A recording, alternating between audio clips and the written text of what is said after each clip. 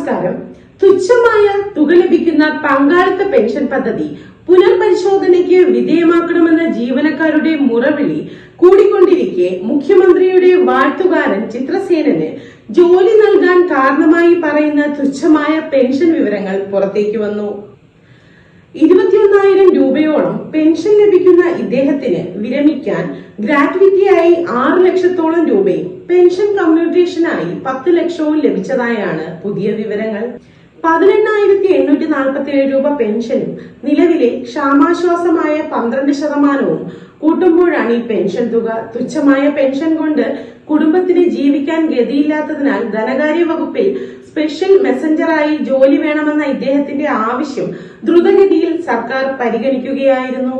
പങ്കാളിത്ത പെൻഷൻ പദ്ധതിയിൽ അംഗങ്ങളായ ജീവനക്കാർ വിരമിച്ചാൽ ലഭിക്കുന്ന ഏറ്റവും കൂടിയ പെൻഷൻ തുക 2,050 രൂപ മാത്രമാണ്.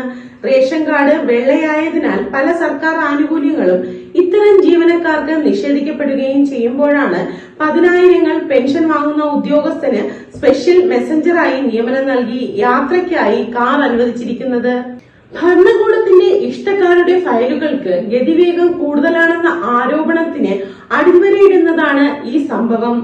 സർക്കാരിന്റെ നിലവിലെ ഉത്തരവ് പ്രകാരം ദിവസവേതനമായി 675 രൂപ നിരക്കിൽ ഒരു മാസം പരമാവധി 18,225 രൂപയാണ് ചിത്രസേനന് ലഭിക്കുന്നത്.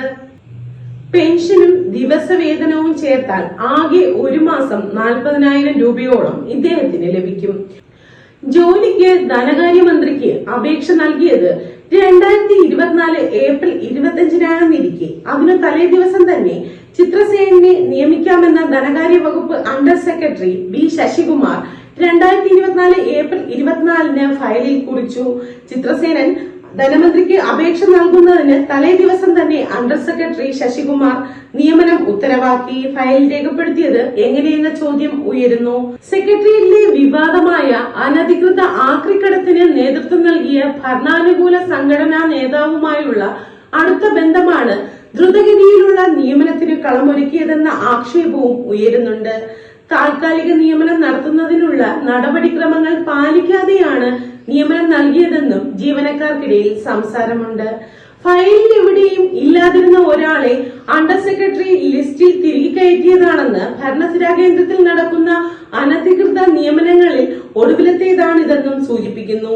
സെക്രട്ടേറിയറ്റിൽ ചട്ടങ്ങൾ കാറ്റിൽ പറത്തി നടക്കുന്ന താൽക്കാലിക നിയമനങ്ങളെ കുറിച്ച് സണ്ണി ജോസഫ് MLA മുഖ്യമന്ത്രിയോട് നക്ഷത്ര ചിഹ്നമിടാത്ത ചോദ്യമായി ഉന്നയിച്ചിരുന്നെങ്കിലും മുഖ്യമന്ത്രി ഇതുവരെയും അതിനുള്ള മറുപടി സഭയിൽ നൽകിയിട്ടില്ല.